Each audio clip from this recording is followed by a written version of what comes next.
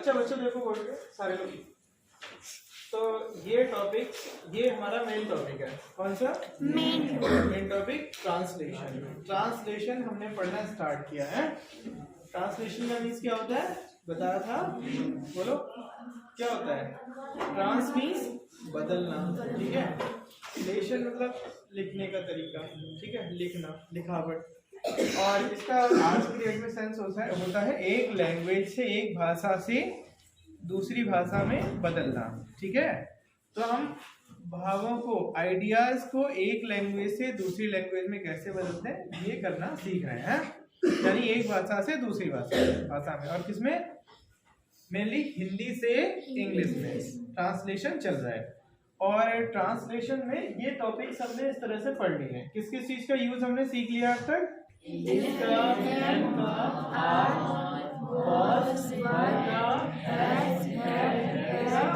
और एक चीज और बड़ी बच्चों में सब्जेक्टिव मूड है। So what was subjective mood? Subjective mood में किस तरह की चीजें होती हैं, किस तरह के वाक्य आते हैं? Base sentences. Exactly, base sentences होते हैं जो प्योर इमेजिनेशन दिखाते हैं, एकदम घोर कल्पना की बातें करते हैं, है भाई। अच्छा, तो वहां से आगे हम चलने वाले हैं, ठीक है। तो अभी हमारा इधर हो जाएगा एक तरह से टेंस स्टार्ट। कौन से टॉपिक? टेंस। और उससे पहले कुछ चीजों को एक बार रिवाइज कराना जरूरी है। फर्स्ट पॉइंट है सब्जेक्ट। सब्जेक्ट क्या होता है बच्चों, कुछ आइडिया है? बताओ जरा। अच्छा कुछ है तो बताओ क्या है। Third thing object. हिंदी में कहते हैं कर्ता, कर्ता कहते हैं ना। और वर्ब को हिंदी में क्या बोलते हैं? क्रिया। और ऑब्जेक्ट को कर्म। हिंदी में जब हम लिखते हैं कोई सेंटेंस तो वो किस क्रम को फॉलो करता है? हिंदी में क्रम क्या होता है? हिंदी वाक्य में, हिंदी के साधारण वाक्यों में, अच्छा साधारण वाक्य को इसमें हम क्या बोलते हैं ये पता है ना हमें? सेंटेंस 5 टाइप्स के होते हैं। कितने टाइप्स के? 5 में फर्स्ट वन कौन सा था? असर्टिव। असर्टिव के 2 सब काइंड्स थे। Which were those two? वो वे वाले 2 कौन से थे? Affirmative and negative. So the first type of sentence is assertive sentence, and assertive sentence in Hindi is called साधारण वाक्य। क्या बोलते हैं उसको? साधारण वाक्य। अच्छा, वाक्यों का जो सेकंड टाइप था, सेंटेंसेस का second type, that was interrogative. उसे क्या बोलते हैं हिंदी में? प्रश्नवाचक। ऐसे ही third one was imperative and that is here आज्ञासूचक। Fourth one was optative. Optative क्या होते हैं उसे? इच्छा सूचक। इच्छा सूचक, इच्छा बोधक, इच्छा सूचक। और the fifth one was exclamatory. Exclamatory. और हिंदी में क्या बोलते हैं उसे? आश्चर्य बोधक। तो आप जानते हो कि आश्चर्य बोधक सेंटेंस हमारे मुंह से कोई खास परिस्थितियों में निकलते हैं। वैसे ही जो इच्छा बताने वाले वाक्य हैं, जुग जुग जियो, नरक में जाओ, लंबी आयु हो, यस कमेंट, तो ये सब कब बोलते हैं? हमेशा बोलते हैं क्या? नहीं, कभी कभार है। वैसे ही जो इंपरेटिव सेंटेंसेस हैं, किसी को एडवाइस देना, रिक्वेस्ट करना, है भाई, ऑर्डर देना किसी को, इस तरह के सेंटेंसेस भी कभी कभार ही बोलने पड़ते हैं। फिर 3 पे बात हो गई। और इधर कौन सा बचा फिर? इंट्रोगेटिव। इंट्रोगेटिव बोले तो प्रश्नवाचक। तो प्रश्न भी आप हमेशा नहीं पूछते हो, ठीक है। तो नॉर्मली हम जो ज्यादातर बातें कहते हैं या सुनते हैं या लिखते हैं या पढ़ते हैं, ज्यादातर वो कौन से वाक्य होते हैं? साधारण वाक्य होते हैं, अफर्मेटिव सेंटेंस होते हैं, ठीक है। तो हिंदी में जब हम साधारण वाक्य लिखते हैं, शब्दों का क्रम क्या होता है?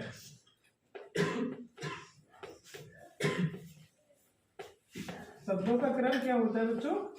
होता है वो कर्ता सबसे पहले हम लिखते हैं, फिर कर्म लिखते हैं, और फिर क्रिया। ऐसे ही तो है। लेकिन इंग्लिश में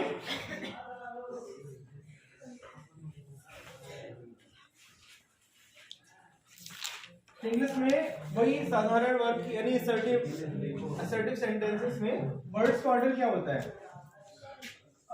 सब्जेक्ट, देन वर्ब और देन ऑब्जेक्ट। अच्छा, वैसे सब्जेक्ट बोले तो कर्ता और वर्ब मतलब क्रिया और ऑब्जेक्ट मतलब कर्म। तो अगर इन दोनों स्ट्रक्चर को कंपेयर करें तो यहाँ पे सबसे पहले नंबर 1 पे क्या मिला हमें? कर्ता, 2 पे कर्म और 3 पे क्रिया। और यहाँ पे कर्ता नंबर 1 पे, यानी कर्ता तो हिंदी और इंग्लिश दोनों ही सेंटेंसेस के शुरू में आता है, चाहे हिंदी में लिखे चाहे इंग्लिश में। जो सब्जेक्ट है, डूअर है या कर्ता है वो शुरू में मिलता है, लेकिन जो दूसरे और तीसरे नंबर पे चेंज आ जाता है हिंदी और इंग्लिश में। क्या चेंज है कि हिंदी में तो हम दूसरे नंबर पे कर्म लिख रहे हैं, लेकिन इंग्लिश में हम कर्म को दूसरे नंबर पे ना लिखे, तीसरे नंबर पे। हिंदी में क्रिया लास्ट में आ रही है 3rd नंबर पे, लेकिन इंग्लिश में क्रिया 2nd नंबर पे आ रही है। ऐसे ही है ना बच्चों? तो ये एक बेसिक डिफरेंस है हिंदी और इंग्लिश लिखने का, ठीक है? अच्छा, एक तो ये क्रम वाली बात होगी ऑर्डर की। Now the question is what is a subject? कल भी बात हुई थी इस पे, जरा बताओ सब्जेक्ट क्या होता है? अच्छा, कोई कुछ भी लिखा हुआ है, ठीक है, कोई आर्टिकल है, 10 लाइनें 20 लाइनें, और उससे पूछे इसकी थीम क्या है या इसका सब्जेक्ट क्या है, तो आप आंसर क्या बताओगे?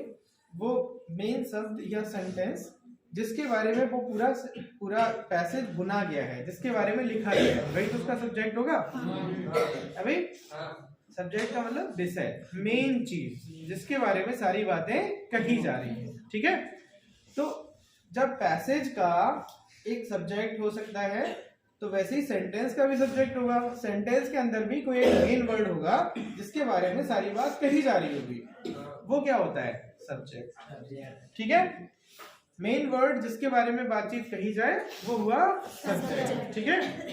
हिंदी में जो शब्द है कर्ता, कर्ता का मतलब नॉर्मली तो हम ये समझते हैं काम को करने वाला, ठीक है? अच्छा, अक्सर होता ऐसे ही है, ज्यादातर ऐसे ही होता है कि जो काम को करने वाला है वही सब्जेक्ट भी होता है। जो काम को करता है ज्यादातर सेंटेंस में वही मेन वर्ड होता है, ठीक है? तो इसीलिए हम उसे कर्ता भी बोल रहे हैं, सब्जेक्ट भी बोल रहे हैं। समझ तो ऐसे भी सकते हो। कैसे समझ सकते हो?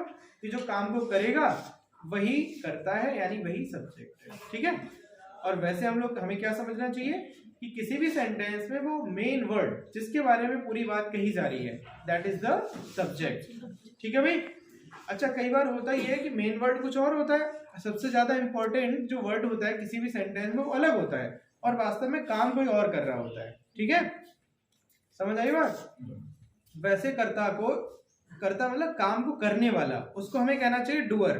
डूअर कैसे? जैसे एक वर्ब होती है डू होती है बच्चों, डू मीन्स करना, और ईआर जब लगाते हैं तो ईआर का मतलब करने वाला, तो इसका मतलब किसी काम को करने वाला। तो काम को करने वाला तभी तो कर्ता हुआ। कर्ता का मतलब कर्ता धर्ता मतलब करने वाले, ठीक है? तो सेंस ये लेना है आपको कि जो सेंटेंस के अंदर सबसे मेन वर्ड होता है वो है सब्जेक्ट, ठीक है? और सब्जेक्ट है ज्यादातर वही डूअर होता है। पहले खांस लो यार, कौन कौन खांस रहा है? तो किसको खांसी आ रही है?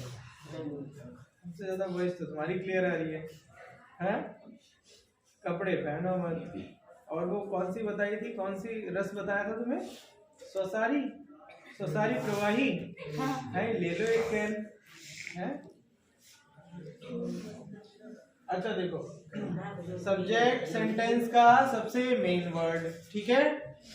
जिसके बारे में सारी बातचीत हो रही हो वो सब्जेक्ट होगा। ज्यादातर सब्जेक्ट ही काम को करने वाला होता है, कई बार सब्जेक्ट काम नहीं करता है, कोई और भी करता है, ठीक है? उस सेंटेंस के अंदर जो काम हो रहा हो, जिस काम को करने की बात हो, वो क्रिया होगी, ठीक है? और उस क्रिया का असर जिस चीज पे पड़े वो कर्म होगा। ये बहुत बेसिक बातें हैं, पहले से पता है, ठीक है? चलो एग्जांपल देख लो इसको।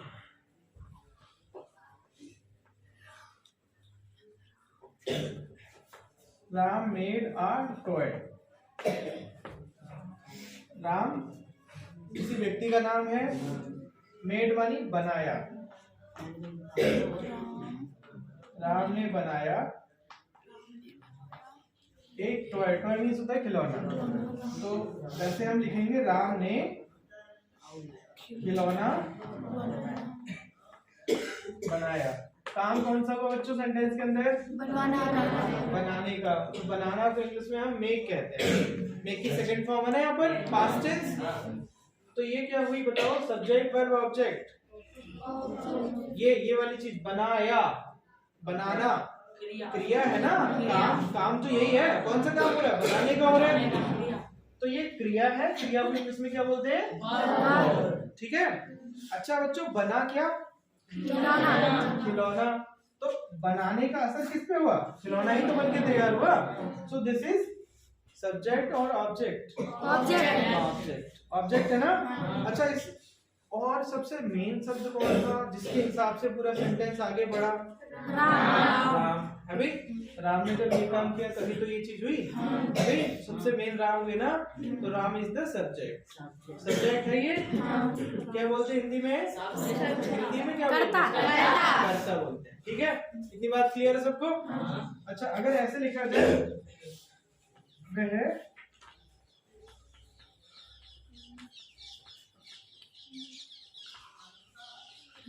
गीत गा रही है। इंग्लिश में she is singing a song। बताओ काम कौन सा हो रहा है?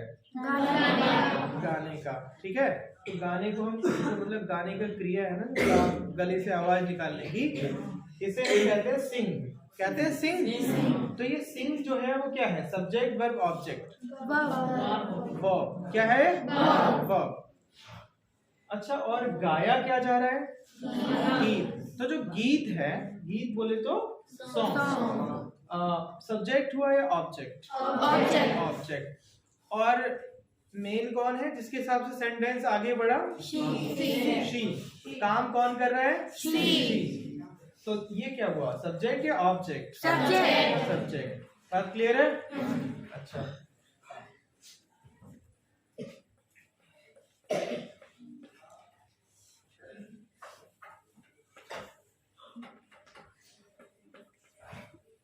मैंने पत्र लिखा। सब्जेक्ट वर्ब ऑब्जेक्ट ढूंढ के बताओ। I wrote a letter. English में तो ऐसे लिखेंगे इसको। सब्जेक्ट वर्ब ऑब्जेक्ट आइडेंटिफाई करके बताओ। आई क्या है? अच्छा, रोट क्योंकि लिखा, और लिखा क्या? तो फर्स्ट बोले तो लेटर। Subject verb object. ऊपर से बताओ ये क्या है हिंदी में? कर्ता। और ये चीज कर्म। और ये क्रिया। ठीक है, तो ये बेसिक चीज अंडरस्टूड हो गई कि काम को करने वाला उसे हम कर्ता कहते हैं, और ज्यादातर वो सेंटेंस का सबसे मेन वर्ड होता है। ठीक है, इंग्लिश में सब्जेक्ट कहते हैं। सेंटेंस के अंदर जिस काम को करने की बात हो वो काम, उसे हम वर्ब कहते हैं, यानी क्रिया। क्या कहते हैं? वर्ब या क्रिया। और उस वर्ब या क्रिया का असर जिस चीज पर जाता है वो चीज क्या होगी? ऑब्जेक्ट। क्या होगी? ऑब्जेक्ट। हिंदी में क्या बोलेंगे? वर्ब। अच्छा, एक सेंटेंस और देखो।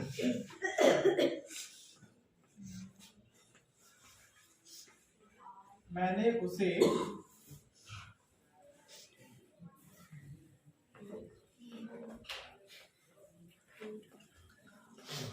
उसे एक किताब दी। हाँ, ढूंढ के बताओ कि क्या सब्जेक्ट है, क्या वर्ब है, क्या ऑब्जेक्ट है। I gave him a book. Speedly. Subject है क्योंकि सबसे मेन है, इसी से बात आगे स्टार्ट हो रही है, और काम भी यही कर रहा है। तो दिस इज सब्जेक्ट। करता। काम कौन सा हुआ? देने का। ठीक है, तो गेव क्रिया हो गई यानी वर्ब यानी क्रिया। ठीक है, देने का असर किस किस पर हुआ बताओ? एक तो बुक, और बुक पहुंची किसके पास? उसके पास। दो चीजों पर हुआ ना इसका असर। ठीक है, जैसे ये चौक है, अगर मैं किसी बच्चे के मारूं तो जैसे मैंने हर्षित के चौक मारा, ऐसे मारा, तो मैं सब्जेक्ट हो गया, मारा नहीं फेंका, ये क्रिया हो गई। और अब बताओ असर फेंकने का या मारने का किस किस पर हुआ? एक तो चौक की पोजीशन चेंज होगी ना, मेरे पास से हटेगा वहां तक पहुंचेगा, और दूसरा एक लगेगा तो इनमें भी असर होगा। तो इस क्रिया का, फेंकने का, मारने का असर दो पे हुआ, चौक पे और जो जिससे लगा जाके उस पे। ठीक है, तो कितने ऑब्जेक्ट हुए? दो ऑब्जेक्ट हुए ना। वैसे ही इस सेंटेंस में कितने ऑब्जेक्ट? दो ऑब्जेक्ट है। अच्छा, पहला, जैसे अगर मैं चौक फेंकूंगा तो पहला असर किस पे होगा फेंकने का? चौक पे या हर्षित पे? चौक पे होगा ना। तो ये डायरेक्ट ऑब्जेक्ट। ठीक है बच्चों, डायरेक्ट। और बाद में जिस पे असर हुआ दैट इज इनडायरेक्ट ऑब्जेक्ट। ठीक है, तो जनरली हम क्या करते हैं? इनडायरेक्ट पहले लिखते हैं फिर डायरेक्ट ऑब्जेक्ट लिखते हैं। पहले इनडायरेक्ट ऑब्जेक्ट फिर डायरेक्ट ऑब्जेक्ट। इसको लिख ऐसे भी सकते हैं, I gave a book to him, ऐसे भी लिख सकते हैं। ठीक है, अब इस कंडीशन में हमने पहले क्या लिया? डायरेक्ट ऑब्जेक्ट फिर इनडायरेक्ट, लेकिन दोनों के बीच में क्या लगा दिया हमने? ट्रू। ठीक है, तो नॉर्मली हम इनडायरेक्ट से डायरेक्ट की तरफ जाते हैं। ठीक है, this means a verb can carry two at least two, a verb can carry two objects also। एक तो होता ही होता है, दो ऑब्जेक्ट भी हो सकते हैं। ठीक है, अच्छा, ऑब्जेक्ट के अलावा भी कुछ चीज होती है, कॉम्प्लीमेंट वगैरह, वो थोड़ा आगे पढ़ेंगे। ठीक है, अभी बेसिक बात है हमारी टेंस स्टार्ट करने की। तो टेंस स्टार्ट करने से पहले एक तो ये रिमाइंड कराना था कि सब्जेक्ट वर्ब ऑब्जेक्ट होते क्या हैं। समझ गए ये बात? दूसरा पॉइंट, वर्ड्स का ऑर्डर इंग्लिश में नॉर्मली अफर्मेटिव असर्टिव सेंटेंसेस में क्या होता है वो समझ गए। सब्जेक्ट वर्ब ऑब्जेक्ट ऐसे लिखते हैं। ठीक है, सब्जेक्ट वर्ब ऑब्जेक्ट होते क्या क्या है ये बात समझ गए, और इन तीनों का आपस में क्रम क्या होता है वो क्लियर है। क्लियर है सबको? अच्छा, is am are was verb का यूज पहले से जानते हो। ठीक है, तो अभी हम स्टार्ट करेंगे टेंस। ठीक है, टेंस मेनली कितने होते हैं? जो 3 काइंड्स है ना मेन, कौन से? प्रेजेंट, पास्ट, फ्यूचर, और 4 सब काइंड होते हैं। पहला कौन सा? दूसरा परफेक्ट, और फोर्थ अच्छा, इनमें देख लो कोई चीज इंपॉर्टेंट लगे नोट करने लायक तो नोट कर लो। ठीक है, फिर स्टार्ट करें। अच्छा देखो बच्चों बोर्ड पे, तो as you know the tenses are 3।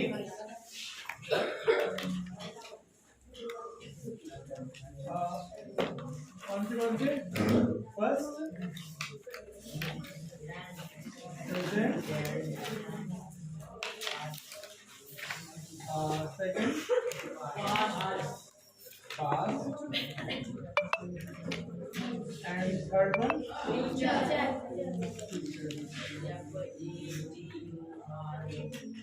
Tense का मतलब है काल। ठीक है, अच्छा, टेंस का मीन्स ये है कि कोई काम कब हुआ ये हमें पता चलता है टेंस से। ठीक है, अगर कोई चीज, कोई स्थिति या कोई काम हो चुका है, स्थिति खत्म हो गई है, तो टेंस होगा पास्ट। कौन सा? पास्ट। तो गुजरे हुए समय को हम क्या कहते हैं? कि टाइम पास हो गया, तो पास्ट। अगर कोई चीज गुजर गई तो टेंस कौन सा हुआ? पास्ट। कोई चीज अगर अभी है, ठीक है, वर्तमान में, फिलहाल, तो वो स्थिति या वो काम हो रहा है प्रेजेंट। क्या है वो? प्रेजेंट। और अगर कोई चीज आगे होने वाली है, कोई स्थिति आगे आएगी, कोई काम आगे होगा, तो फिर टेंस कौन सा हुआ? फ्यूचर। यही तो 3 टेंस है ऐसे। प्रेजेंट पास्ट फ्यूचर, इसे क्या कहते हैं हम लोग? वर्तमान वर्तमान काल। एंड दिस इज भूतकाल भूतकाल। खांसी नहीं आ रही? हाँ? और ये वाला कौन सा होगा? भविष्यकाल भविष्यकाल।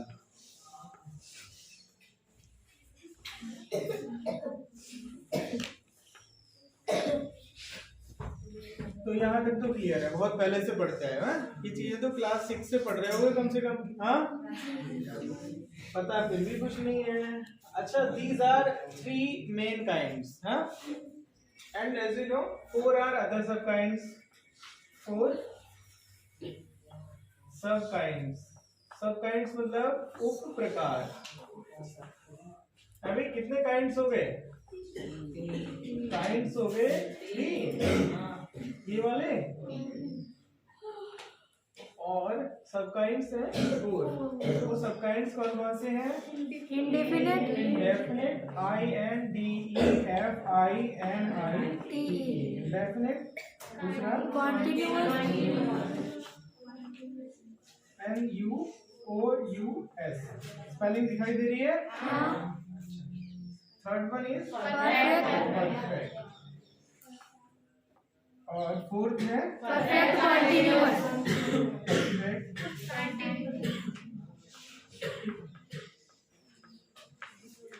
ऐसे 4 हो गए हैं। अच्छा, इंडेफिनिट को हम सिंपल भी कहते हैं, ठीक है? और इसका दूसरा नाम है प्रोग्रेसिव भी कहते हैं, PROGRESSIVE, एंड दिस इज, या इम्परफेक्ट भी कहते हैं, ठीक है?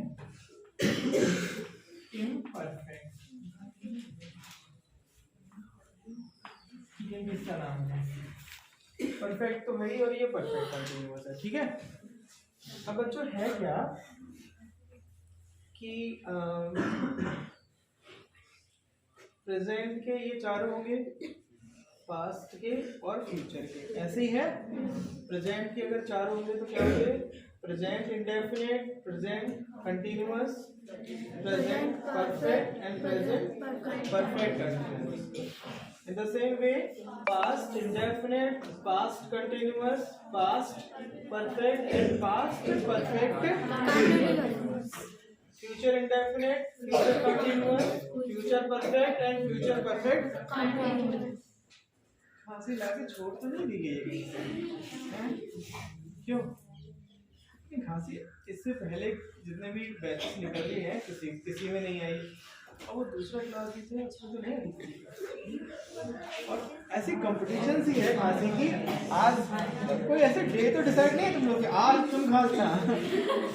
ऐसे ग्रुप बना लिए कि देखो आज 4 लोग का नंबर है खांसने का, कल नेक्स्ट, ऐसे ही चल रहा है। गर्ल्स में भी ऐसे ही है, बॉयज में भी ऐसे ही है। अगली बार कोई खांसा तो क्लास से बाहर हो जाएगा, ठीक है? खांसी है, बताओ, दवाई ले लो, है गर्म पानी पी लो, है?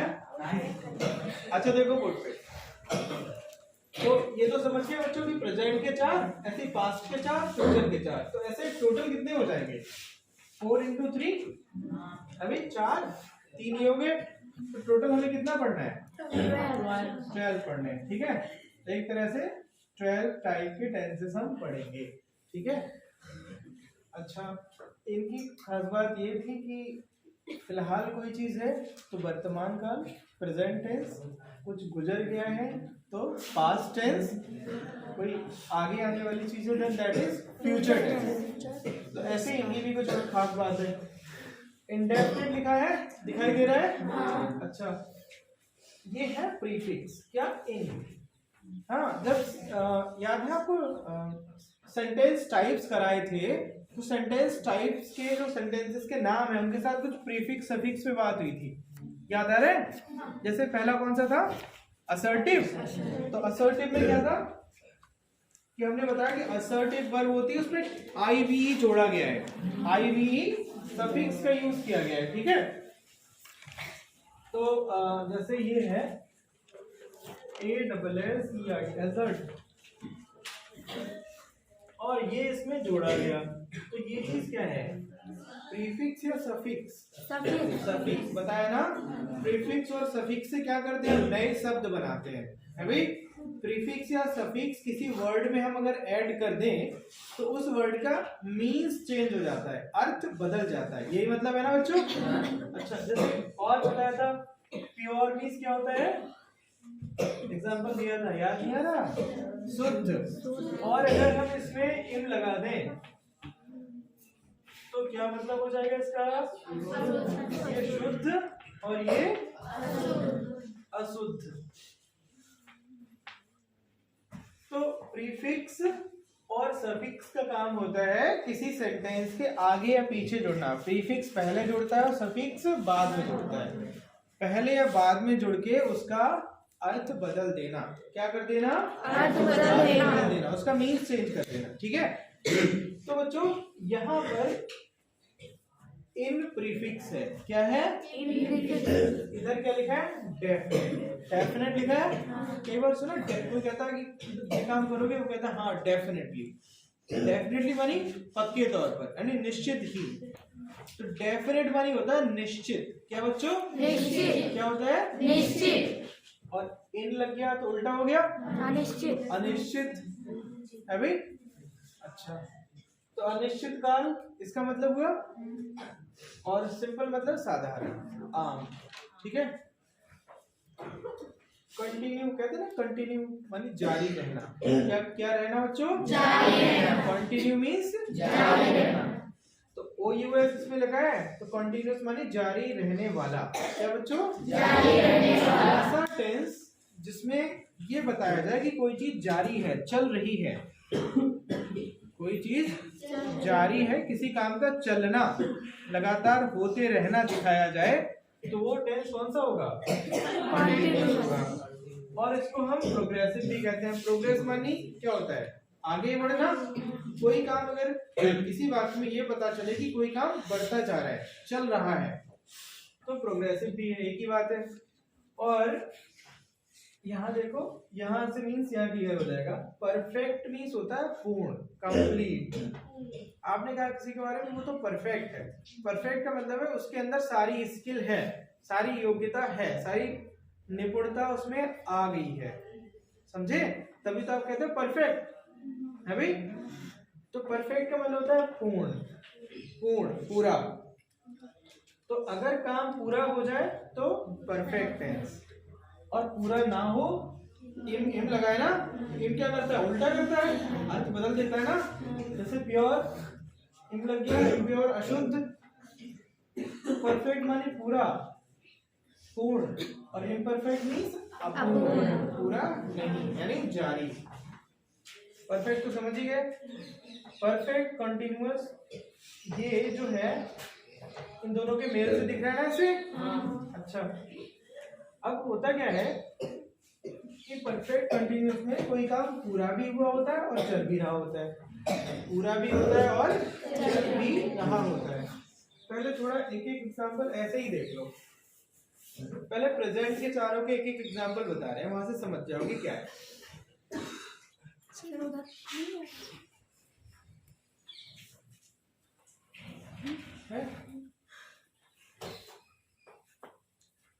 जैसे प्रेजेंट का, मैं खाना खाते तो हो गए, मैं खाना खाता हूँ, ऐसे। इस सेंटेंस से ये पता चल रहा है ये वाला काम इसके द्वारा किया जाता है, ये वाला काम है इनके द्वारा किया जाता है। ठीक है। और इसके होने का समय क्या निश्चित है? इसमें बताया गया जब ये सेंटेंस लिखा जा रहा है या बोला जा रहा है। जब ये सेंटेंस लिखा या बोला जा रहा है तो क्या खाना खाने का काम चल रहा है?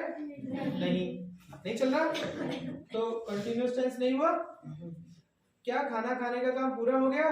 नहीं, तो परफेक्ट टेंस हुआ? नहीं। ना ही चल रहा है ना ही पूरा हुआ है, तो ये हुआ नहीं, ये भी नहीं हुआ, तो कौन सा हुआ? ठीक है। अब इसे इंडेफिनिट इसलिए कहते हैं कि किसी ने कहा मैं खाना खाता हूँ, क्या आपको उसके खाना खाने का टाइम पता है? नहीं। आपको नहीं पता कि वो खाना थोड़ी देर पहले खाया उसने, थोड़ी देर बाद खाएगा, ठीक है, या किस टाइम खाता है, वो रोज खाता है, शाम को खाता है, 2 बजे खाता है, कुछ नहीं पता। उसने एक साधारण सी बात कह दी, कौन सी?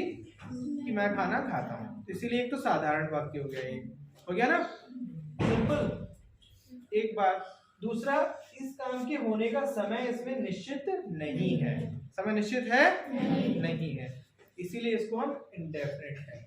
क्या कहते हैं? इंडेफिनिट। और ये इंडेफिनिट है किसका? प्रेजेंट का। हूँ है ना, तो ये किस टेंस में है? Present indefinite. अच्छा, वह घर गया, दिखाई दे रहा है बच्चों? काम कौन सा हुआ? जाने का, ठीक है, किया किसने? वह ने। अच्छा, ये काम हो गया, ये तो पता चल रहा है, हो गया ना। ये काम कब हुआ, समय पता है इसका? टाइम पता है इसका? नहीं पता। तो ये हुआ पास्ट इंडेफिनिट, कि पास्ट में, भूतकाल में काम हो तो गया लेकिन उसका हमें समय नहीं पता, ठीक है। ये बात के लिखने से किस टाइम पहले वो काम, बहुत देर पहले हुआ, थोड़ी देर पहले हुआ, या 4 बजे हुआ, या सोमवार को हुआ, कुछ पता चल रहा है? नहीं पता। ये एक बस ये काम हो गया, ठीक है। या इसको और हम कैसे लिख सकते हैं इसी चीज को? वह घर जाता था। बात तो दोनों अलग अलग है लेकिन टेंस सेम है। इसमें क्या बोला?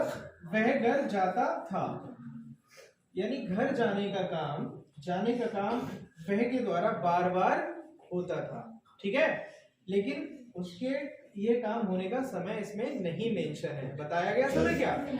नहीं। तो ये दोनों ही बात के पास्ट इंडेफिनिट। किसके हैं बच्चों? Past indefinite. और ये किसका है? Present indefinite. प्रेजेंट इंडेफिनिट का, ठीक है। पहचान का एक और तरीका जो बुक्स में लिखा होता है वो भी हम लोग डिस्कस करेंगे, लेकिन पहले थोड़ा कॉन्सेप्ट क्लियर कर लो, ठीक है। बात समझ आई बच्चों? अगर वर्तमान में कोई काम बार बार होता हो तो प्रेजेंट इंडेफिनिट, पास्ट में अगर कोई काम एक बार हो गया या बार बार हुआ तो पास्ट इंडेफिनिट, ठीक है।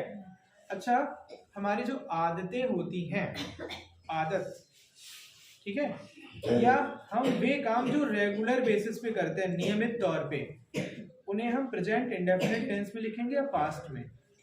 प्रेजेंट इंडेफिनिट, ठीक है। जैसे मैं नहाता हूँ, ये काम बार बार होता है, तो नहाता हूँ, डेली नहाता हूँ, कभी कभी नहाता हूँ, किस टाइम नहाता हूँ फिक्स है? नहीं। बाकी से पता चल रहा है क्या? नहीं पता चल रहा। तो ये कौन सा टेंस है? प्रेजेंट इंडेफिनिट, ठीक है। मैं नहाता था, पास्ट इंडेफिनिट, ठीक है। अच्छा, और एक और सेंटेंस देखो,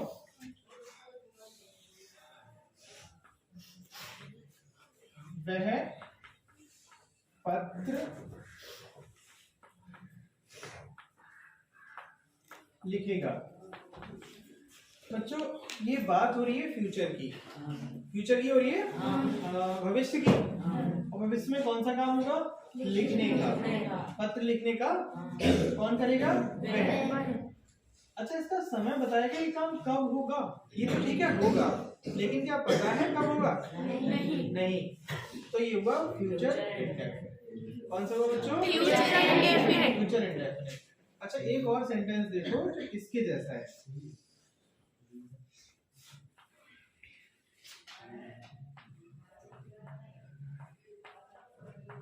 राम मेरा मित्र है।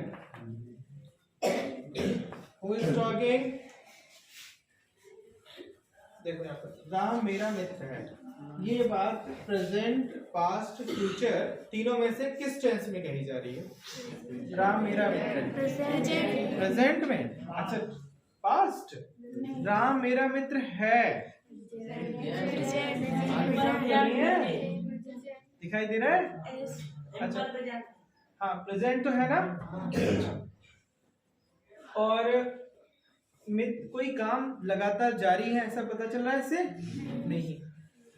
कोई काम पूरा हो गया ऐसी बात हो रही है इसमें? नहीं।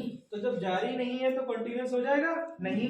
पूरा नहीं है कोई काम तो परफेक्ट भी नहीं होगा, और ना जारी है ना पूरा है तो ये भी नहीं हो सकता, तो फिर कौन सा हुआ? इंडेफिनेट। चाहे इंडेफिनेट कह लो चाहे सिंपल कह लो, ठीक है।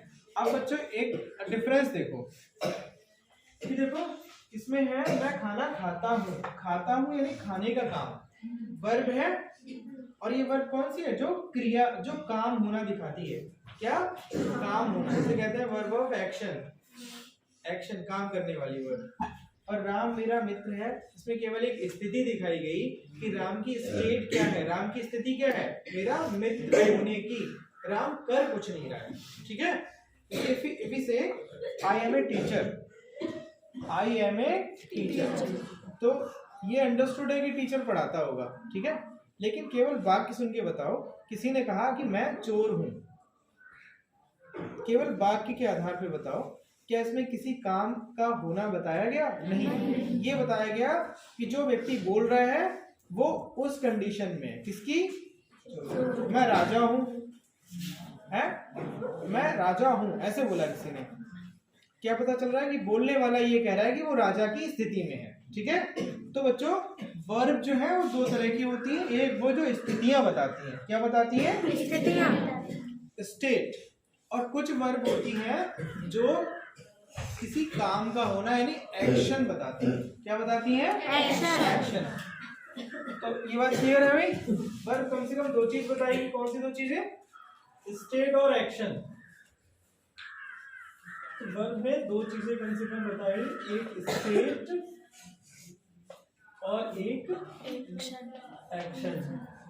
मेरे पास एक कार है, मेरे पास एक कार है। If I am to tell this thing in English, then I will say I have a car. क्या कहूंगा मैं? I have a car. Hindi में मेरे पास एक कार है। कोई काम चल रहा है इसमें? कोई वर्ब ऑफ एक्शन है? जैसे खाना पीना कूदना लिखना, कुछ गति वाली बात हो रही है? नहीं हो रही, ठीक है। और वर्ब वैसे हम लगा कौन सी रहे? आई हैव आ रही है ना, I have a car, have आ रही है। ये क्या बता रही है? स्टेट या एक्शन? स्टेट आ रही है। स्टेट क्या बच्चों? स्टेट। मैं बोल रहा हूं, मैं बोल रहा हूं, तो बोलना है। आई एम स्पीकिंग, स्पीक बोलना, ये किस तरह की वर्ब है? वर्ब ऑफ स्टेट और verb of action? Verb of action. बात क्लियर है? अच्छा, तो बच्चों ये भी जो सेंटेंस है, राम मेरा मित्र है, प्रेजेंट में है, और प्रेजेंट भी किसमें है? इंडेफिनेट। इंडेफिनेट कह लो या सिंपल कह लो, एक ही बात, ठीक है भाई। बस इसमें ये है कि यहाँ पर हमने वर्ब ऑफ एक्शन का इस्तेमाल किया, और ये जो आएगी यहाँ पर Ram is my friend, is क्या होगी? स्टेट बताने वाली वर्ब, ठीक है। ऊपर ये जो हमने पढ़े थे तो उसमें जो is am are was were has have had, ये सब स्थितियां बताने के लिए आते हैं। क्या बताने के लिए? स्थितियां। स्थिति को इंग्लिश में हम कहते हैं स्टेट, दशा। क्या बच्चों? STAT, ठीक। आप अगर कहो कि मैं क्लास 6 में मॉनिटर था, ऐसे कहोगे? ये मॉनिटर थी, तो I was a monitor in class 6, ऐसे तो कहोगे I was A monitor in class 6। कौन सी वर्ब लगाई? वॉज। और वॉज ने बताया क्या? उनको लिंकिंग वर्ब भी कहते हैं ऊपर वालों को, ठीक है। कहां से? इज एम आर से लेके इनको लिंकिंग वर्ब, क्योंकि दो चीजों को जोड़ते हैं। कैसे? अगर आपने कहा आई वॉज ए मॉनिटर, कितना ही मतलब आई वॉज ए मॉनिटर, तो उसने बताया कि जो आई है वो किस स्थिति में था? मॉनिटर होने की, ठीक है। अगर अभी है इस स्थिति में तो क्या बोलेंगे हम? इज, और अगर पहले था तो वॉज, ठीक है। तो इज या वॉज ये लिंकिंग वर्ब इसलिए कहा कि जिन्होंने इसको आई को इससे जोड़ा, कि दोनों चीजें एक ही है। मॉनिटर कौन था? आई कौन था? मॉनिटर। अरे आई मॉनिटर था या मॉनिटर कौन था? आई था। तो ये इस तरह से लिंकिंग वर्ब कह दिया इनको। और वैसे ये जो वर्ब है ये स्थिति बताने के लिए आ रही है। किसकी स्थिति? अपने सब्जेक्ट की। और यहाँ आई की स्थिति क्या थी? क्या दशा थी उसकी? कंडीशन क्या थी उसकी? मॉनिटर। ठीक है, ये बात क्लियर होगी? अच्छा, तो ये प्रेजेंट इंडेफिनिट के एग्जांपल्स क्लियर है सबको? है भाई? अच्छा, अब कुछ एग्जांपल्स जरा देखो। ऐसे मैं खाना खा रहा हूं, ऐसे बोला किसी ने, ऐसे लिखा।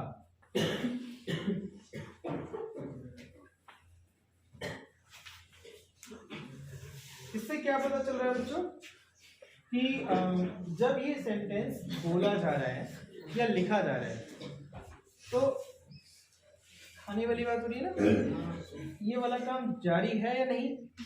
जारी है, जारी है। और हूं मतलब ऐसे लग रहा है कि प्रेजेंट की बात हो रही है। तो प्रेजेंट में कोई काम जारी है आपके लिखते टाइम या आपके बोलते टाइम, तो कौन सा टेंस हुआ? ठीक है।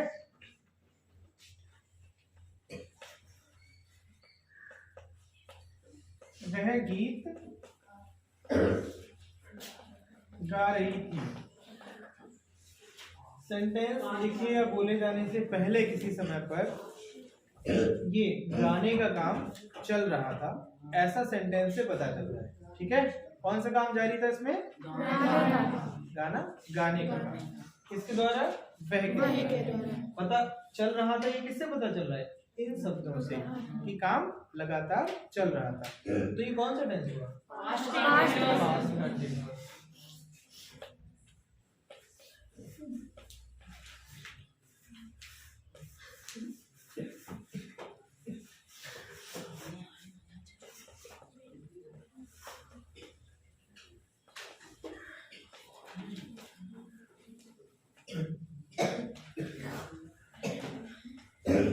दिख रहा है?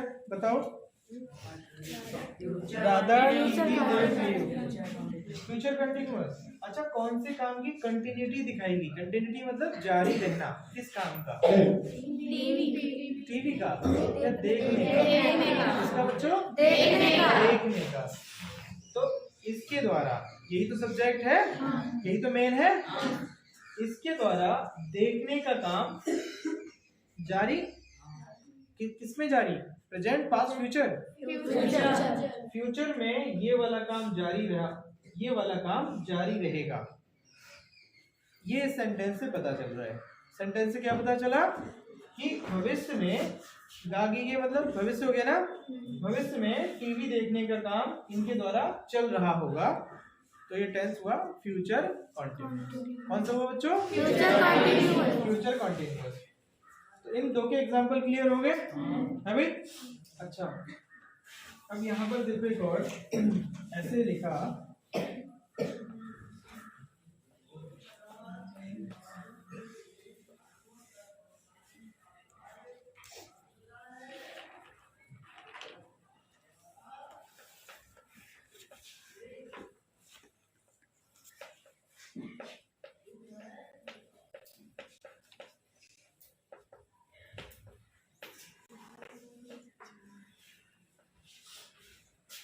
क्या मीन्स इससे समझ आ रहा है? मैं बाइक चलाना सीख चुका हूँ।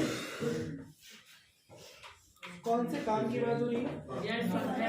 नहीं tense. I am not asking about tense, the question is about the activity. कौन सा काम हो रहा है इसमें? कौन सा? चलाने का। बाइक चलाने की बात हो रही है। अच्छा, चलाना तो होगी क्रिया, और सेंटेंस को पढ़ के ऐसा लग रहा है कि चलाने का काम, अभी चलाना सीखने का काम इनके द्वारा, सब्जेक्ट के द्वारा जब सेंटेंस ये लिखा गया या बोला गया उस टाइम से पहले, उस टाइम तक पूरा हो गया था। सेंटेंस को पढ़ के क्या पता चल रहा है कि बाइक चलाने का काम, बाइक चलाना सीखने का काम पूरा हुआ है या नहीं? हो गया पूरा।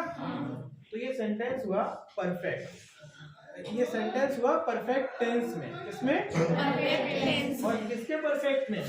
प्रेजेंट के। किसमें? प्रेजेंट के। अच्छा, अगर थोड़ा सा चेंज करके लिखा जाए, मैं बाइक चलाना सीख चुका था, कौन सा होगा? इससे पता चल रहा है कि पास्ट में ये काम सीखने का काम पास्ट में कंप्लीट हो गया था, पूरा हो गया था, तो पास्ट परफेक्ट हुआ नहीं। और अगर ऐसे ही फ्यूचर में कह दिया जाए, मैं बाइक चलाना सीख होगा, तो कौन सा हो गया? फ्यूचर परफेक्ट, कि ये वाला काम पूरा हो जाएगा फ्यूचर में, तो फ्यूचर का परफेक्ट हो गया। ठीक है। अच्छा, अब अलग से बात समझो कि देखो बच्चों, कोई काम अगर होता है फिलहाल वर्तमान में, ठीक है, हमें ये पता हाँ भी ऐसे होता है, उसका टाइम वाइम नहीं फिक्स है, तो टाइम की बात हो ही नहीं रही है। ठीक है, ये किसी ने कहा कि ऐसे होता है तो प्रेजेंट इंडेफिनिट। ठीक है, ऐसे होता था पास्ट इंडेफिनिट, और ऐसे होगा फ्यूचर इंडेफिनिट। फिर हमने ये सेंटेंस को पढ़ के ये पता चला कि कोई काम अभी इस टाइम चल रहा है तो प्रेजेंट कंटिन्यूअस, पास्ट में कोई काम चल रहा था पास्ट कंटिन्यूअस, और फ्यूचर में कोई काम चलेगा चल रहा होगा तो फ्यूचर कंटिन्यूअस। ठीक है। अच्छा, आपने कहा सर कॉपी चेक कर दो, मैंने कहा कॉपी तो चेक कर ली है, मैंने कहा कॉपी चेक कर ली है। ठीक है, सुनिए सब वर्ड्स पे ध्यान दिया। आई सेड मैंने कॉपी चेक कर ली है, कॉपी चेक करने का काम पूरा हो गया, ऐसे पता चल रहा है इससे कॉपी चेक हो गई। बहुत देर पहले भी क्या कल हुई थी? नहीं। अगर मैंने कहा मैंने कॉपी चेक कर ली है, तो इसका मतलब कॉपी चेक करने का काम थोड़ी देर पहले ही पूरा हुआ होगा, ये पता चल रहा है ना इससे। तो कौन सा टेंस हुआ? Present perfect. कौन सा बच्चों? Present perfect. अच्छा, आपके घर गए, ठीक है, और आपने कहा सर आओ कुछ खा लो, हमने कहा तुम तो खा के आए, ठीक, खा के आए हैं, इससे क्या पता चल रहा है? गुंजाइश है नहीं है भी? नहीं, ऐसे लोग कहते हैं, वैसे बहुत बार तो भूखे होते हैं तब भी ऐसा कह देते हैं।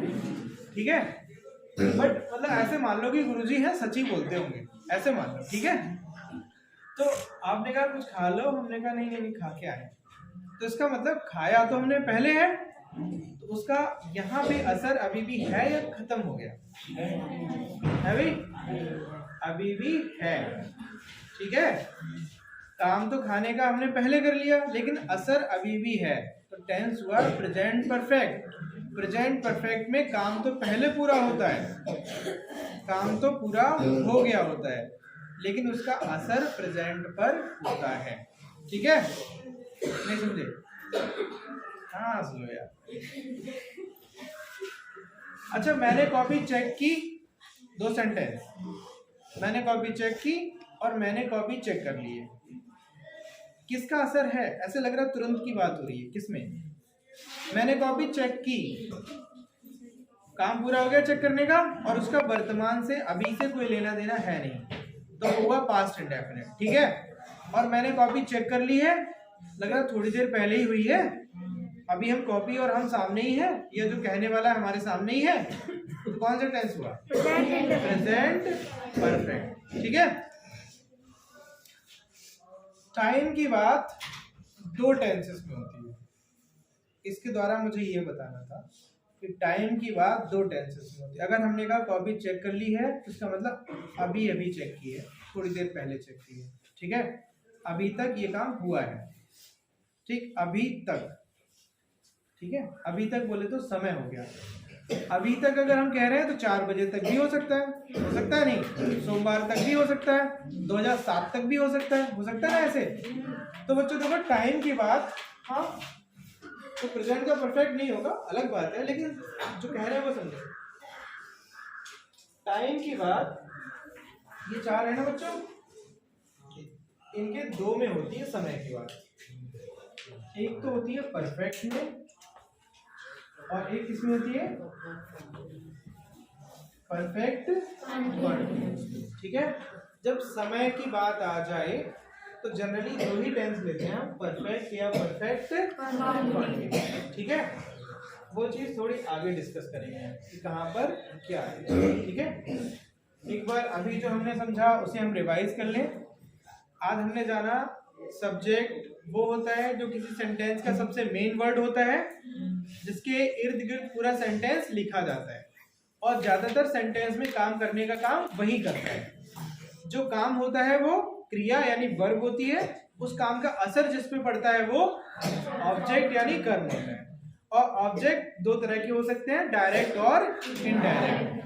ज्यादातर निर्जीव चीजें, जैसे चौक का एग्जांपल लिया था, निर्जीव चीजें इनडायरेक्ट ऑब्जेक्ट होती हैं। कैसी? अच्छा, नो, डायरेक्ट। मैंने चौक फेंका, मैंने चौक मारा। ठीक है, तो पहले चौक उठाया तभी तो लगा दूसरे के जाके। तो निर्जीव चीजें डायरेक्ट ऑब्जेक्ट होती हैं और सजीव चीजें नॉर्मली इनडायरेक्ट होती हैं। ठीक है, अच्छा, और क्रम हमने जाना, इंग्लिश में हम पहले एक सब्जेक्ट लिखते हैं, फिर वर्ब लिखते हैं, फिर ऑब्जेक्ट लिखते हैं। ठीक है, जो वर्ब है वो कम से कम 2 चीजें बताने के काम आती है। एक एक्शन, किसी मोशन गति वाले काम को, और दूसरी चीज स्थिति बताने के लिए आती है, स्टेट, दशा। ठीक है, जैसे आई एम ए टीचर, तो एम क्या बता रहा है, स्टेट बता रहा है, कंडीशन बता रहा है, किसकी, मेरी। ठीक है, तो वर्ब एक्शन और स्टेट 2 चीजें दिखाती है। टेंस 3 होते हैं, प्रेजेंट, पास्ट, फ्यूचर। उनके 4 सब काइंड होते हैं, इंडेफिनिट, कॉन्टिन्यूअस, परफेक्ट और परफेक्ट कॉन्टिन्यूअस है भाई। अच्छा, और इंडेफिनिट के प्रेजेंट, पास्ट, फ्यूचर के एग्जांपल देख लिए हमने, कॉन्टिन्यूअस के प्रेजेंट, पास्ट, फ्यूचर के कॉन्टिन्यूअस के ये एग्जांपल्स हैं, और परफेक्ट के प्रेजेंट, पास्ट, फ्यूचर के परफेक्ट के एग्जांपल्स ये हैं हिंदी में। इसके अलावा ये जाना कि परफेक्ट और परफेक्ट कॉन्टिन्यूअस में समय की बात होती है। किसकी बात होती है? टाइम की बात होती है। ठीक है, नेक्स्ट क्लास से हम प्रेजेंट इंडेफिनिट को ठीक से पढ़ना स्टार्ट करेंगे सिस्टमेटिक तरीके से। ठीक है, बट नेक्स्ट क्लास में जब एकदम स्टार्ट में कुछ चीजें पूछी जाए तो आपके मुंह से क्लियर आवाज निकले कि इसका मीन्स ये होता है। ठीक है, जब हम पूछे सब्जेक्ट क्या है, टेंस के कितने टाइप हैं, वर्ब क्या क्या दिखाती है, तो आपके आंसर्स एकदम क्लियर होने चाहिए। ठीक है, कुछ इंपॉर्टेंट लगे तो कॉपी कर लो, इंपॉर्टेंट लगे क्या सारा कॉपी ही कर लो। देखो, अच्छा सारे बच्चे बोर्ड पे देखो। तो ना प्रेजेंट इंडेफिनिट टेंस को हम सिस्टमैटिक वे में स्टार्ट कर रहे हैं। ठीक है, तो 12 हो गए वैसे, 3 मेन और 4 सब काइंड। तो 12 टेंस में पहला जो ज्यादा इंपॉर्टेंट भी है, इस पे क्वेश्चन भी ज्यादा पूछे जाते हैं, और जो सबसे हार्ड भी पड़ता है बच्चों को। So this is present indefinite tense. Are you clear about this spelling? Spelling clear है सबको? और बोलते क्या है इसको? Present indefinite tense. अच्छा, क्योंकि जो है हमारा मेन टॉपिक होता है ट्रांसलेशन। ट्रांसलेशन के अंदर सीख रहे हैं ना इसको हम, तो हिंदी से इंग्लिश लिखनी हमें सीखनी है, और उसके साथ साथ ये भी सीख रहे हैं कि इंग्लिश से हिंदी कैसे समझे हैं, कैसे बनाए। तो क्योंकि हिंदी से इंग्लिश हम जानेंगे तो हमें हिंदी में पहले पहचान आनी चाहिए वाक्य की कि इसको, किस वाक्य को हम इंग्लिश के प्रेजेंट इंडेफिनिट टेंस में लिखेंगे, हैं?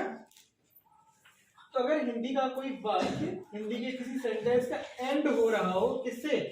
ता है, ती है, ले है, ताहू से। जैसे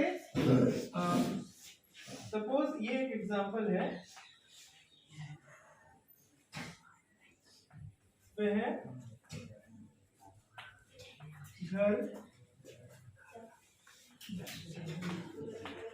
जाता है, बहुत इजी है, या ती है, राधा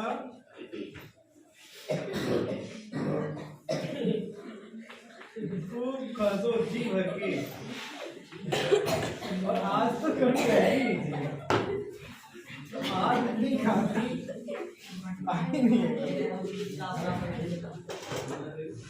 राधा गीत गाती है, तो फर्स्ट सेंटेंस का एंड किससे हो रहा है? ता है। दूसरे का ती है। ये है या ता हूं? जैसे बच्चे क्या क्या लिखे आगे बताओ। स्कूल जाते हैं। स्कूल जाते हैं। अभी वो क्या रहा है क्लास में? सब पढ़ते हैं। पढ़ते हैं। पढ़ रहे हो सारे लोग? बस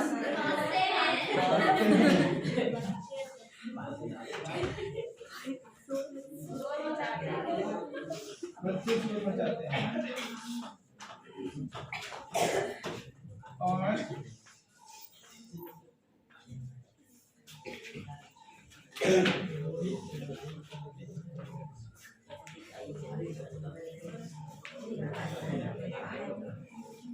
See on the board please. Third sentence का एंड किससे हो रहा है? है।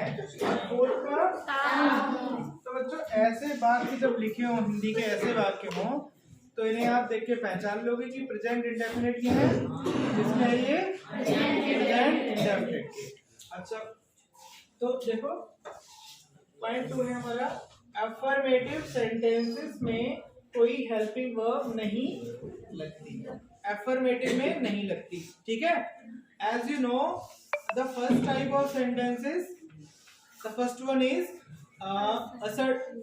Assertive sentence. असर्टिव है, असर्टिव के दो काइंड होते हैं, अफर्मेटिव और नेगेटिव। तो अफर्मेटिव होता है जो बिना नहीं वाला, नहीं लगती इसमें, उसमें अफर्मेटिव सेंटेंस में कोई हेल्पिंग वर्ब नहीं आती, और उसके बदले होता क्या है, अगर सब्जेक्ट सिंगुलर हो यानी एक वचन हो, करता क्या हो, एक वचन, तो जो वर्ब होती है उसमें हम एस या एस स्पेलिंग के हिसाब से जोड़ देते हैं।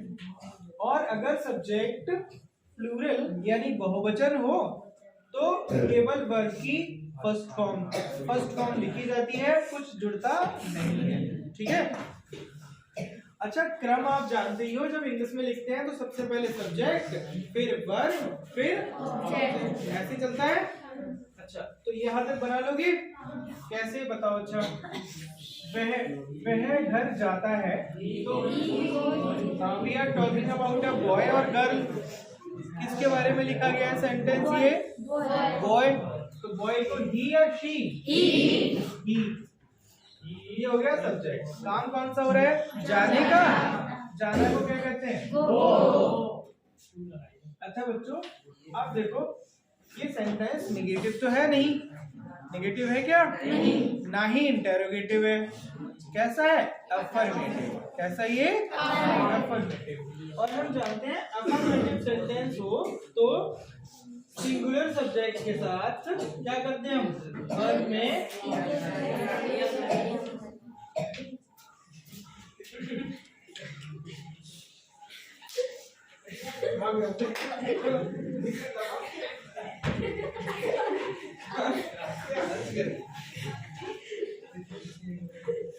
बताओ यार, इतनी खांसी है, ऐसे लग रहा है सदियों से खांसी रुकी पड़ी थी। इंतजार करती है खांसी इंग्लिश का क्लास स्टार्ट हो और हो जाएगा, हैं?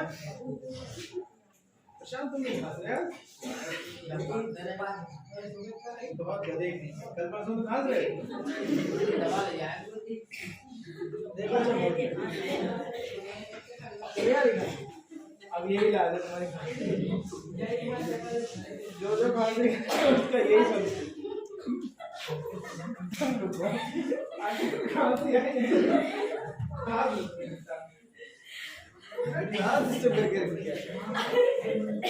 देखो एवरीबॉडी। तो बच्चों देखो सिंगुलर सब्जेक्ट के साथ हम वर्ब में ऐसे ही जोड़ देते हैं, ठीक है। तो ऐसे O C H S H Z, ये कुछ स्पेलिंग्स है, 2-3 और है लिखवा देंगे। अगर किसी वर्ड का एंड इन से हो रहा हो तो उसमें हम ES जोड़ देते हैं, ठीक है? क्या जोड़ देते हैं? और वैसे S जोड़ता है, ठीक है? तो O से एंड हो रहा है तो हम क्या क्या लिखेंगे इसमें? तो ही गोज कहाँ जाता है?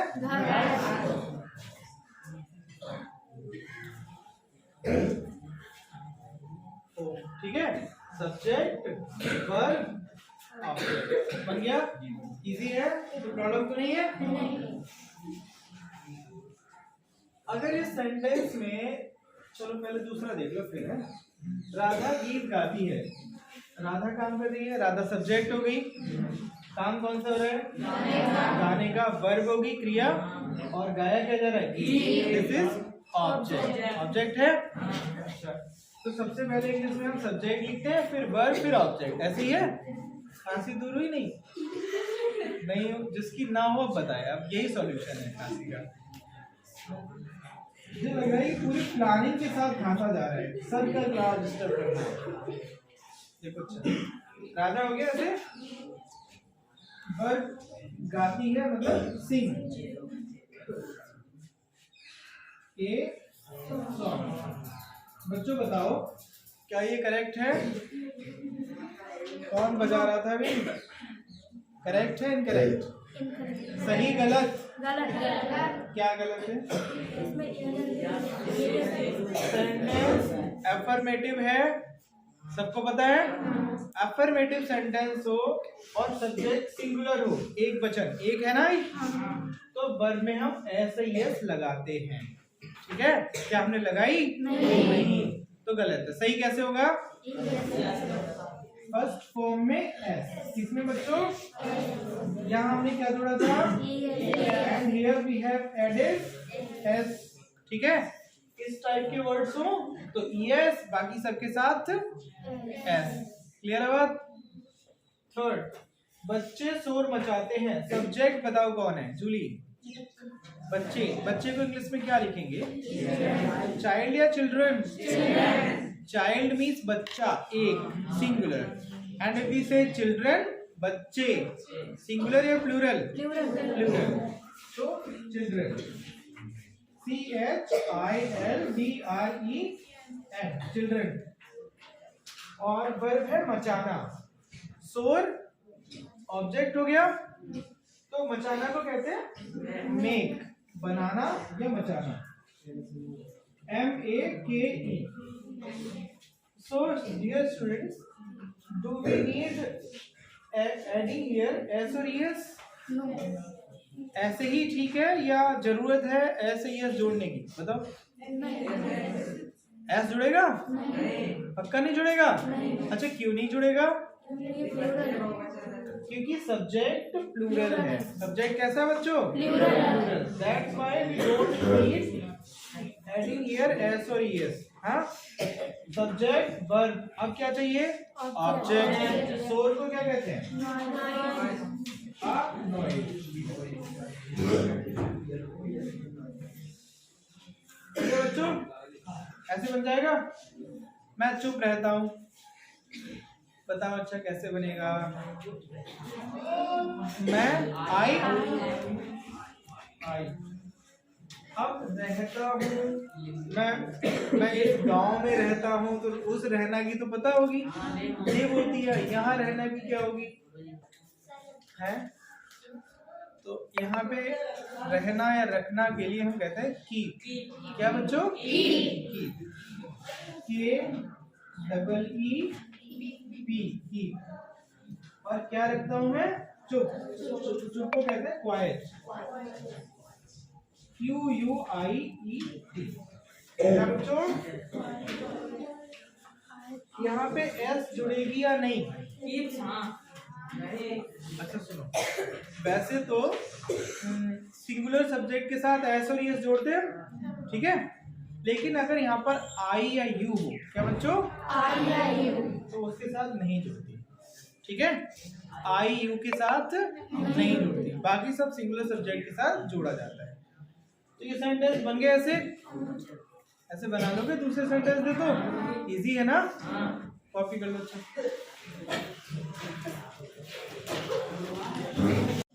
अच्छा देखो बच्चों, point number 3, sentence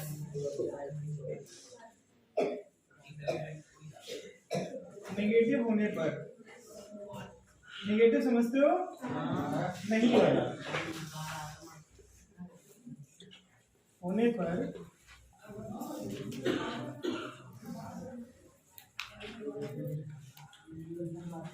do not.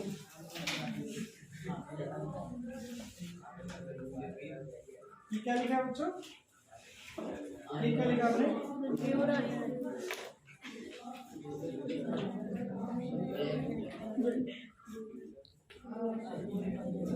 के साथ और डज नॉट दिखाई दे रहा है?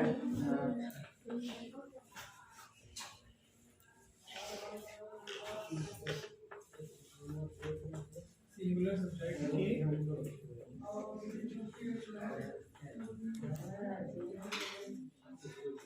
का यूज लिखा है, यूएसई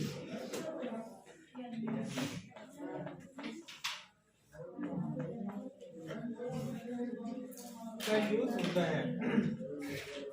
बोर्ड पे देखो, अच्छा है ये जो डू नॉट है, डू नॉट या डज नॉट, ये है हेल्पिंग वर्ब। क्या है बच्चों? Helping verb. और ये आते हैं नेगेटिव और इंटेरोगेटिव सेंटेंस।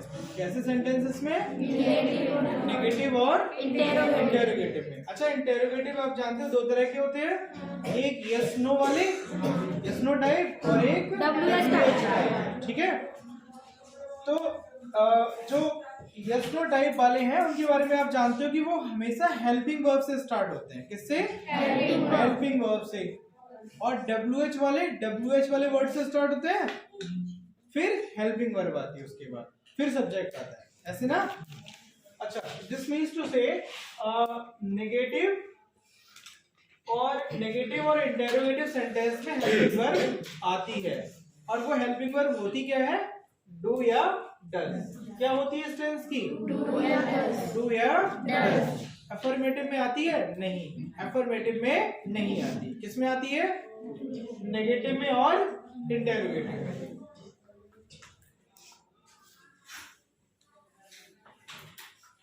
सेंटेंस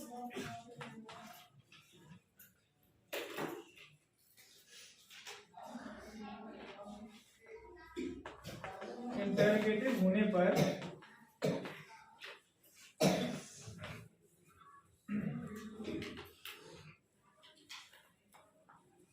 डू या डज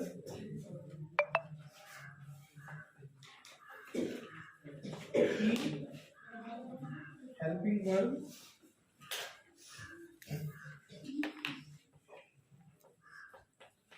रहती है। बच्चों जरा देख के बताओ, इनमें डू और डज में से कौन सा सिंगुलर है? डज। डज कैसे है? और डू कैसे है? अच्छा, डू जो है वर्ब की फर्स्ट फॉर्म है। कौन सी फॉर्म? फर्स्ट फॉर्म होती है प्लूरल।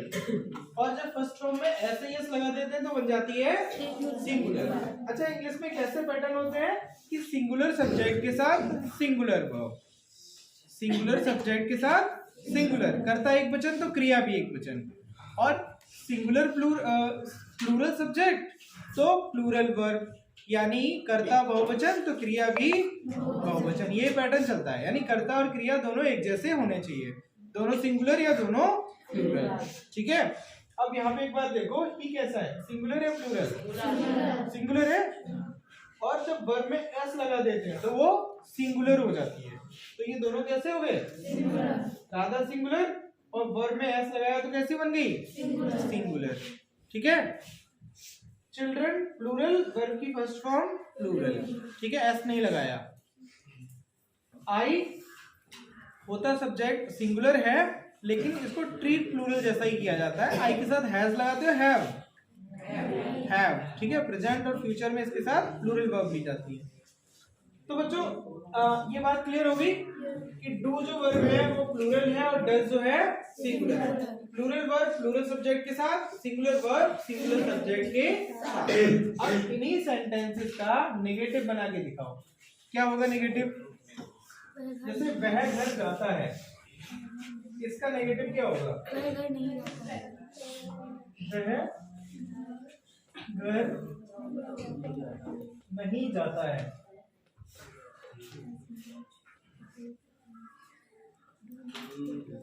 कैसे बनाओगे? ही। अब यहाँ पे हमें डू नॉट, नहीं के बदले डू नॉट या डज नॉट लगानी है। गो होम, बताओ क्या आएगा? डू नॉट या डज नॉट? Does not. क्या बच्चों? Does not. आकाश क्या? Does not.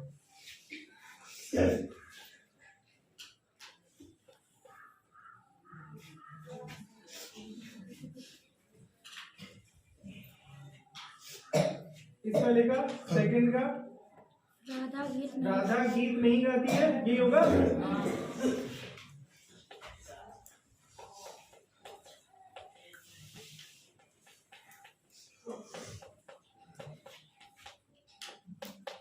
तो कैसे? राधा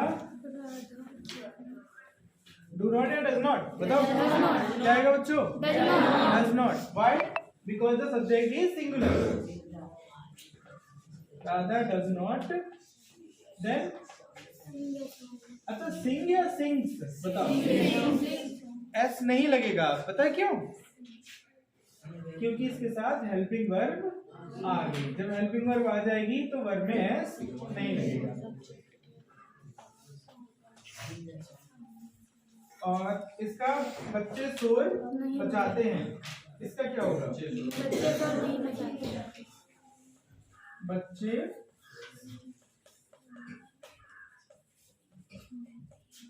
शोर नहीं मचाते हैं, यही होगा ना?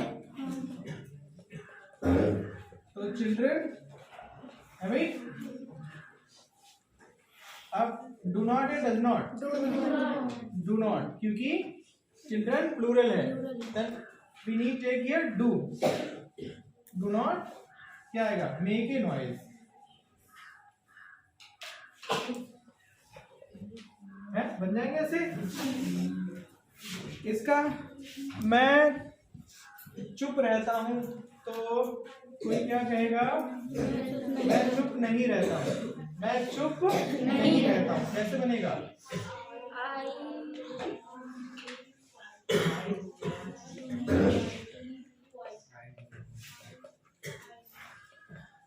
I do not या does not? Do not.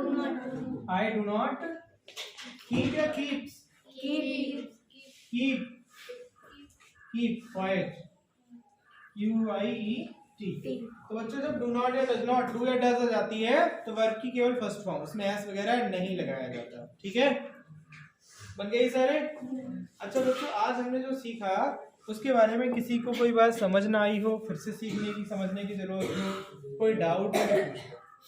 अगर नहीं पूछोगे तो ये माना जाएगा कि सारी चीजें क्लियर हो गई।